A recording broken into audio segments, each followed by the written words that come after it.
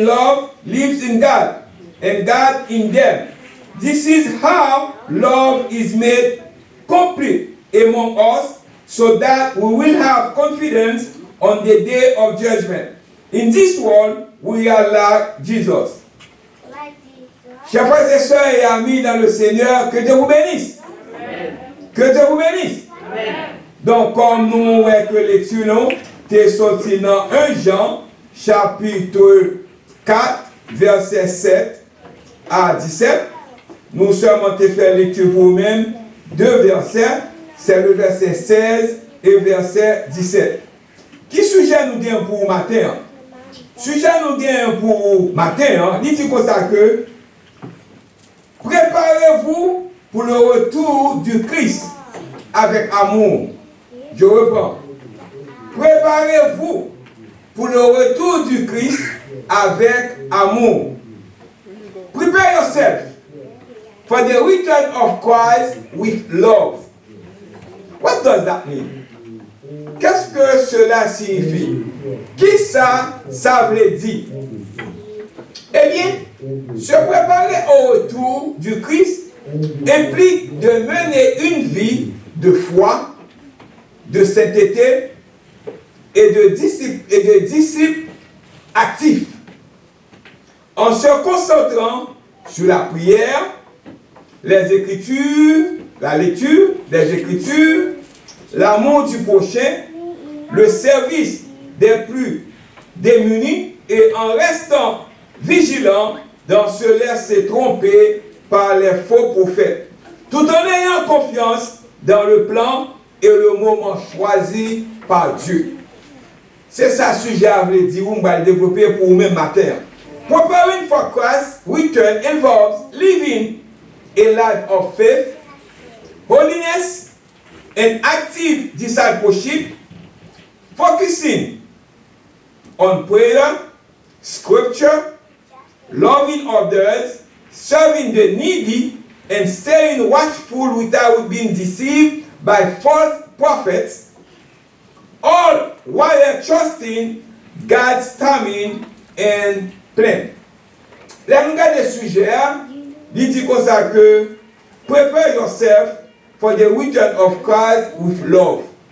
Nous avons love, l'amour, et nous avons également agape, eros, philia, agape. Ce mot l'amour, ou bien agape, est le mot grec qui signifie l'amour inconditionnel. C'est l'amour, ça on va parler au matin. On l'amour inconditionnel. L'amour bon Dieu est gagné pour le monde là. C'est ça que nous allons parler pour nous. Mais il y a différents types d'amour. Inclut les concepts grecs anciens comme eros, c'est amour passionné, souvent intense et sexuel. Nous avons l'amour filial, affectionné, profonde, amitié et loyale entre les personnes qui partagent des valeurs et des intérêts communs. Nous avons storge, amour familial, affection naturelle et réconfort au sein des familles, comme le lien entre parents et enfants. Et finalement, agape, amour inconditionnel, ça m'a pas la voix matin. Désintéressé et universel pour toute l'humanité. Il va pour un petit groupe monde. Il pour qui monde? Pour tout le monde. Souvent associé à la compassion et l'empathie. That word love, agape, is the Greek word which means unconditional love. C'est pas sourire même après même, son amour qui n'a pas de condition, sans condition. Mais ce matin, juste avant que nous définissions, nous présentons le message, j'aimerais dire que le livre sacré, les 1 Jean, ce livre il était écrit par qui il était écrit exactement par 1 et 2, 3 Jean, ont été écrits, attribués par les premiers temps à l'apôtre Jean, qui a également écrit l'évangile de Jean. Même Jean, le contenu de style et de vocabulaire semble justifier la conclusion que ces 3 épîtres étaient adressés aux membres lecteurs que l'évangile de Jean. Date de rédaction du livre, ça, c'était le livre de 1 Jean, a probablement été écrit en l'an 85 et l'an 85 après Jésus-Christ. Et finalement, pour qui ça, lui, ça a été écrit? 1 Jean. Pour qui ça, Jean a écrit 1 Jean. Et bien, le livre de 1 Jean semble être un résumé de qui suppose la connaissance des lecteurs de l'Évangile tel qu'il écrit par Jean et offre une certitude pour leur foi en Christ. Donc, c'est tout ça dans le cas de Jean. Le livre de Jean il y a en pile verset clé, mais nous sommes concentrés sur 1 Jean chapitre 1 verset 9 qui dit nous, si nous confessons nos péchés, il est fidèle et juste. Il nous pardonnera nos péchés et nous purifiera de toute iniquité. Si vous êtes chrétien, si vous avez l'amour, vous avez besoin de pardonner, frère tout. Gardons d'abord. Pendant que vous avez pardonné, vous avez besoin de pardonner, frère ou également. Mais ce matin, ce dimanche, dans 4 jours encore, nous allons célébrer Christmas. Aujourd'hui, c'est le 4e dimanche de l'Avent. 4e dimanche de l'Avent. L'Avent, c'est la célébration. Je dis bien, c'est la célébration de la naissance de Jésus, ou bien Christmas. Ça a été fait 2000 ans de cela. Le 25 décembre, nous célébrons Christmas, ça veut dire que nous célébrons la naissance. C'est un jour comme ça, Jésus qui prend naissance. Il va prendre naissance encore. Mais pas oublier, la Bible, pas nous date que Jésus qui prend naissance. Mais il te dit, nous, c'est un jour de winter, un jour d'hiver. Gardons d'abord. Mais dans cette malheur, vu que célébrer la naissance de Jésus every day. Mais comme c'est winter, nous prenons un moment ça pour nous célébrer Christmas. Mais pas oublier que Jésus, la Bible n'a pas de date pour nous célébrer Christmas. Mais nous célébrons pendant winter parce que la Bible dit nous sommes en winter, Jésus de prendre naissance. Mais maintenant, ça commence à attirer plus attention. Pendant que nous avons célébré Christmas, mon picture Christmas tree pour même. Pendant que nous avons célébré la naissance de Jésus, bon Christmas. Pendant que nous avons fait des bonbons, nous avons fait de bagages juste pour nous capables de faire pile bagages à la canon. Mais, ça qui est important, est-ce que nous préparons-nous pour le retour de Christ? Regardons d'abord.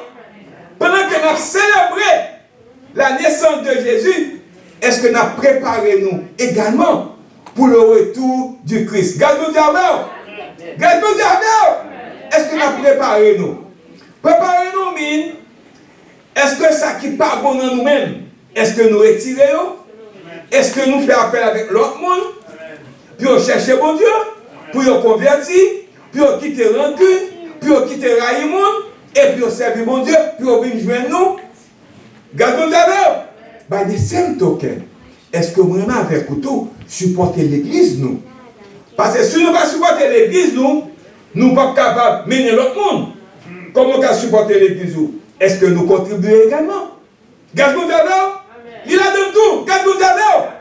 Est-ce que nous contribuons pour que l'église nous soit prêtée où? Ouverte.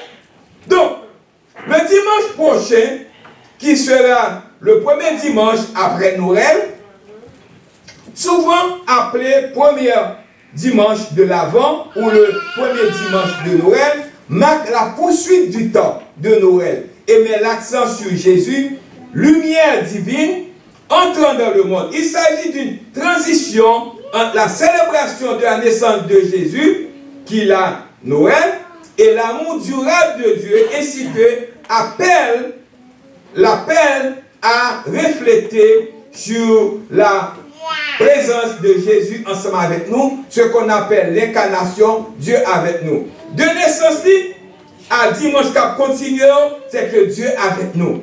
Il est avec nous, il est venu en chair et en os, mais maintenant il est allé, mais Esprit de l'Éternel soit avec nous, il veut le Saint-Esprit pour nous-mêmes, qui guide nous. Est-ce que vraiment nous prêts pour le retour de Christ? Gardons d'abord.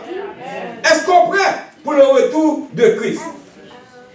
Today is the fourth Sunday of Advent. The next Sunday will be the first Sunday after Christmas Day, often called the first Sunday of Christmas, mark the continuation of the Christmas season, focusing on Jesus as the divine light entering the world, transitioning from the celebratory birth of the celebratory birth to living out the implication of the incarnation, God with us. Donc, c'est ça que nous sommes capables de dire de l'Avent. L'Avent, c'est français, Advent est un temps de chrétiens, de préparation et d'attente de la naissance de Jésus-Christ. Centré sur le thème, premier dimanche, c'était l'espérance. Deuxième dimanche, c'était de la paix. Troisième dimanche, c'était de la joie. Et aujourd'hui, le quatrième dimanche de l'Avent, c'est de l'amour. Noël est la célébration de cette naissance, commémorant la venue de Jésus, lumière du monde. Ces deux faits sont liés. L'Avent conduit à Noël et préparé également au retour du Christ. Parce que Christ vient pour le retourner. Est-ce qu'on prépare où? Comment préparer-vous? Est-ce qu'on prépare où pour le retour du Christ? Établit un lien entre la première venue du Christ en tant que bébé, il était venu comme un bébé qui n'en crèche. Moi, j'ai un picture pour montrer, il était venu comme un bébé comme ça. Il était venu comme un bébé. Et son retour futur en tant que roi, il a venu comme moi, il a venu pour nous préparer. Il vient comme un bébé, il vient comme un bébé. C'est un peu célébrer naissance la semaine ça. Mais il a retourné comme un roi. Il a venu comme un roi, il a venu sur chevalier. Il a venu pour le capable vraiment juger le monde. Est-ce qu'on est prêt pour tout ça, en exhortant les croyants à vivre de cette espérance et à partager avec les autres? C'est l'Avent que je presse disponible ce matin. C'est ma prêche comme on a préparé. Brothers and sisters, créez vos propres activités pour mesurer l'amour de Dieu. Vous devez l'amour qui est conditionnel. C'est ça fait que je vois petit Jésus-Christ mourir pour nous-mêmes. Mesurez l'amour de Dieu selon Jean chapitre 3, verset 14 à 21. L'un des versets bibliques préférés commence par « Car Dieu a tant aimé le monde ». Jean 3, verset 16. Je pensais à ce verset et je me demandais à quel point l'amour de Dieu est grand. Et comment pourrions-nous le mesurer? Comment nous pouvons mesurer l'amour de Dieu? Comment nous pouvons mesurer l'amour de Dieu? Ce matin, j'ai apporté plusieurs objets que nous utilisons souvent pour mesurer des objets. Je me suis dit qu'ils pourraient nous aider à mesurer l'amour de Dieu. Par exemple, si nous avons fait des bonbons, nous avons l'époque de Christmas, nous avons célébré la naissance de Jésus. Puis le monde, il a fait des bonbons la caillou, il a fait des invités le monde, fait des repas. C'est la célébration. Mais pour nous faire célébration, ça, est-ce qu'on pensait également à préparer le retour du Christ? Et comment on va préparer le retour du Christ? Par exemple, l'on fait bonbon salon, ou utiliser en mesure comme ça, pour mettre que, ou prendre des farines, ou prendre des sucres, ou prendre des laits, pour faire bonbon salon, pour mettre que, ou pas ajouter tout moche sucre, ou on va ajouter tout moche farine, pour bonbon capable bien sortir. Mais je me demande, est-ce que nous pouvons mesurer l'amour de Dieu dans le moment ça? Est-ce que nous pouvons mesurer l'amour de Dieu dans le moment ça? Je ne crois pas. Parfois, nous mesurons les ingrédients. Je faisais des biscuits. Lequel de ces objets utiliserait pour mesurer, pour m'assurer de mettre exactement la bonne quantité de farine, de sucre et de lait? C'est vrai. Nous utilisons un verre doseur pour les biscuits. Mais je demande si nous pourrions utiliser un verre de doseur pour mesurer l'amour de Dieu. Non, nous ne sommes pas capables. Nous ne sommes pas capables. Nous ne sommes pas capables. La Bible dit, l'Éternel est mon berger, je ne manquerai de rien. Ma coupe déborde, selon Somme 23, verset 1 à 5. Eh bien, si notre coupe déborde de l'amour de Dieu, je suppose que nous ne pourrions pas utiliser un verre doseur pour mesurer l'amour de Dieu. Parce que l'amour de Dieu, nous ne sommes pas capables de mesurer lui. Lui montrer ça. Lui voir un seul petit qui était gagnant. Lui voir mourir pour nous-mêmes sur le bois du calvaire. Donc d'abord, lui voir faire prendre naissance. Lui prendre naissance. Non, façon misérable. Nous là, la vie. Qui nous a un seul petit pour d'avoir mourir pour l'humanité? Son amour qui est immesurable. Son amour qui pas gagné. Même Jean chante dit nous, l'amour, bon Dieu, c'est riche et pur. L'amour, il sans mesure. Et il fort. Alléluia. Si nous construisons quelque chose, lequel de ces objets utiliseront pour mesurer la longueur, la largeur et la hauteur de différentes choses? C'est vrai, un mètre de ruban. Mais je me demande si nous pourrions utiliser un mètre de ruban pour mesurer l'amour de Dieu. Soit mesurer un bagage, ou besoin d'un mètre pour mesurer lui. Mais est-ce que nous avons besoin d'un mètre? Est-ce que nous avons besoin d'un mètre pour mesurer longueur l'amour de Dieu? Non! Est-ce qu'on a besoin de mètre pour nous mesurer la hauteur de l'amour de Dieu? Non! Si l'amour de Dieu est plus haut que les cieux, je ne pense pas que nous puissions utiliser un mètre ruban pour le mesurer, n'est-ce pas? Of course, nous ne pouvons pas mesurer l'amour de Dieu parce que l'histoire est trop longue pour nous-mêmes, il dépasse nous. Car Dieu a tant aimé le monde qu'il a donné son Fils unique afin que quiconque croit en lui ne périsse point, mais qu'il ait la vie éternelle. Comment mesurer un tel amour? Nous ne pouvons pas le mesurer. Nous n'en avons pas besoin. Mais nous avons besoin de l'expérimenter. Nous avons besoin de la foi, nous avons besoin de la paix, nous avons besoin de l'amour, nous avons besoin de l'espérance. Regardez d'abord. Mon message ce matin pour vous aujourd'hui est le suivant. Que vous puissiez comprendre quelle est la longueur, la largeur et la hauteur et la profondeur de son amour. Yes!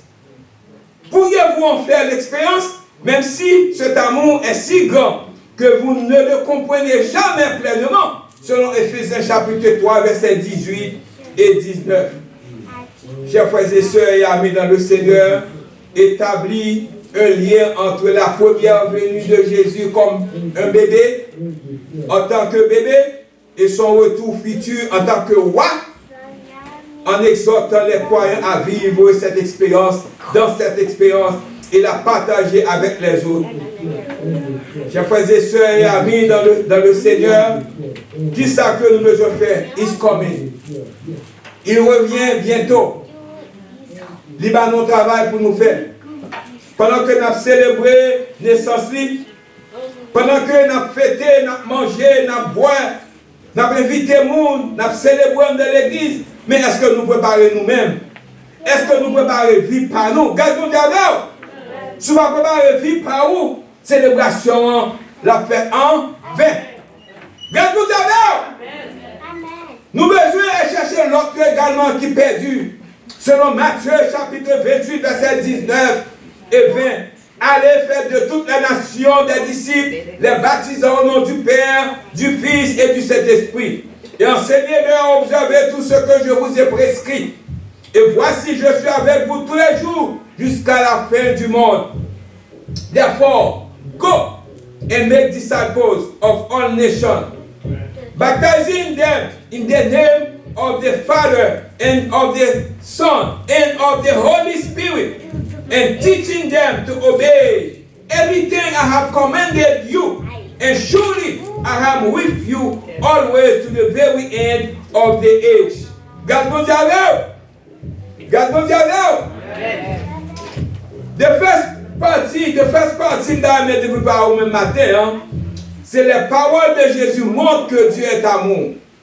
Il est amour, il prend naissance, il bat nous la vie, nous vivons l'autre monde, nous sommes vagabonds, nous sommes bandits, il vient prendre naissance, il change nous. Il fait nous vivons l'autre monde, nous vivons le monde de bien. Nous ne allons pas wash encore, nous allons manquer le monde de gars encore, nous allons lever que robe nous allons lever que pantalon nous, mais nous respectons le monde. nous faisons comme bon Dieu. J'ai cité plusieurs passages à titre d'exemple. Il y a beaucoup d'autres, mais nous n'en examinerons qu'un seul. Jésus dit, Matthieu 5, verset 43 à 48. Vous avez entendu qu'il a été dit, ça a boulé. Tu aimeras ton prochain et tu haïras ton ennemi. Verset 44. Mais moi, je vous dis, aimez vos ennemis et priez pour ceux qui vous persécutent. Ça a boulé. Afin que vous soyez enfants de votre Père qui est dans les cieux. Arrêtez-nous un instant. Aimez vos ennemis afin d'être enfants de votre Père qui est dans les cieux. Que veut dire Jésus? Waouh! On m'a qui raille, on m'a qui va faire, on m'a qui fait un petit travail, on m'a qui a pas de moi, on m'a qui a noirci pour moi-même. Oh ah! Que veut dire Jésus? La langue hébraïque utilisait parfois l'expression fils de avec un nom ou là où nous utiliserons un adjectif. Par exemple, Barnabas est appelé fils d'encouragement, ce qui signifie qu'il était une personne très encourageante. Jacques et Jean étaient appelés fils du tonnerre, ce qui signifie qu'ils étaient très bruyants et impétueux. Lorsque vous aimez vos ennemis, vous êtes fils de votre Père qui est dans les cieux. C'est-à-dire que vous agissez comme Dieu. Ou c'est un modèle, même Jean-Jésus, son modèle pour vous-même. Regardons d'abord. Dieu aime tout le monde, bon ou méchant, juste ou injuste. Lorsque vous aimez tout le monde, en tout temps, vous êtes comme Dieu. C'est ainsi que Dieu vous aime. Il est entièrement dévoué à votre bien. Et vous croyez en lui ou non. L'amour de Dieu pour vous est la raison pour laquelle vous pouvez aimer les autres. Jésus poursuit, dit-nous. Dieu aime tout le monde, méchant ou bon. Waouh! Juste ou injuste. Cela ne signifie pas qu'il est le mieux pour nous, mais si nous le haïssons, lorsque Jésus vous dit aidez vos ennemis, cela ne signifie pas que vous devez éprouver de la tendresse pour eux. Mais cela signifie que vous devez faire ce qui est le mieux pour eux. Parce que c'est ce que Dieu veut, c'est ce que Dieu fait. Dieu aime tout le monde en tout temps. Si vous aimez ceux qui vous aiment, quelle récompense aurez-vous? Les collecteurs d'impôts ne font-ils pas de même? Verset 47. Et si vous ne saluez que vos frères et faites-vous extraordinaires, les païens ne font-ils pas de même?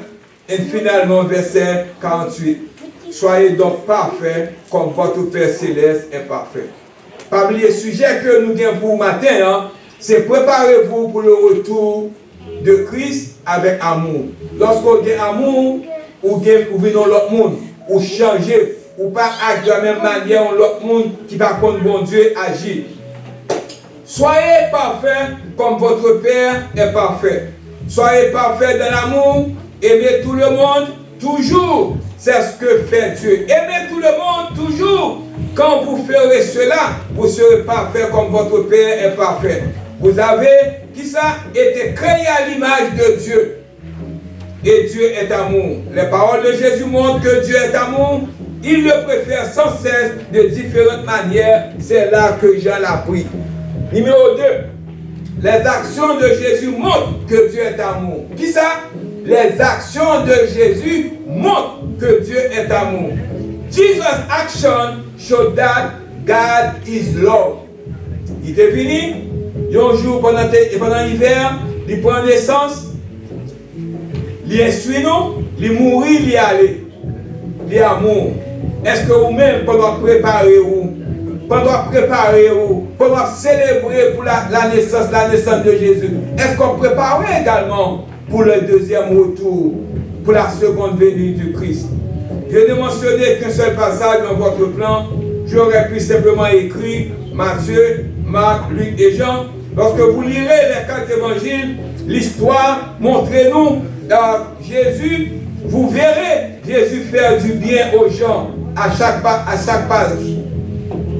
En racontant certaines de ces histoires sur Jésus, rappelez que Jésus a dit, Si vous m'avez vu, vous avez vu le Père. Dieu est comme Jésus. Voici un exemple de ce qui se passe dans Matthieu chapitre 8. C'est ça qui montre comment que vous gagnez vraiment l'amour de Dieu dans vous-même. Pendant célébrer Christmas, pendant qu'on obtient retour, conseil des actions, conseil des words, vous supposez gagner dans vous-même. Un lépreux s'approche de Jésus et s'agenouiller devant lui.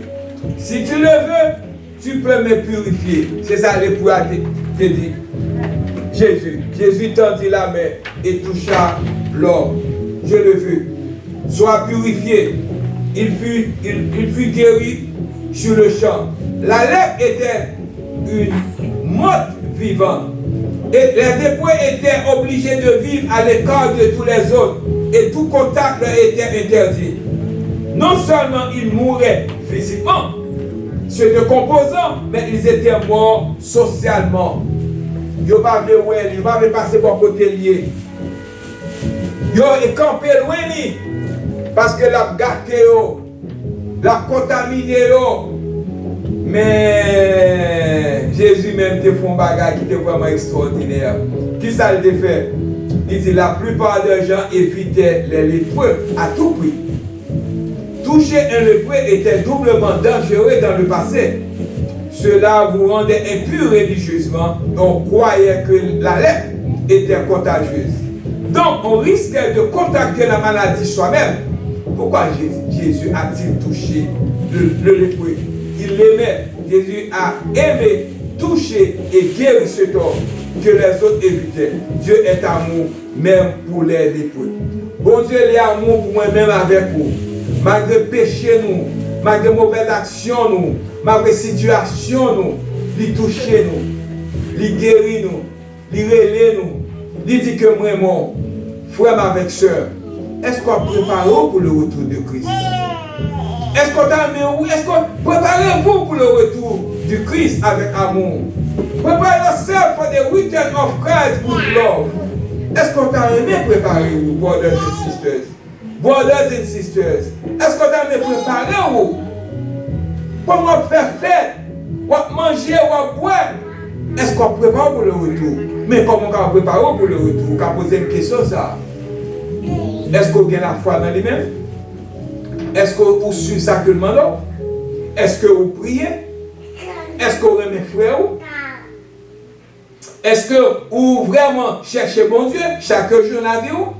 Est-ce que vous quittez les mauvaises mœurs que vous avez gagnées dans le passé? Pour que vous dites que vous avez bien passé dans le moment ça. Yes, vous êtes un vagabond, mais je dis un vagabond il est mort. Gardons d'abord.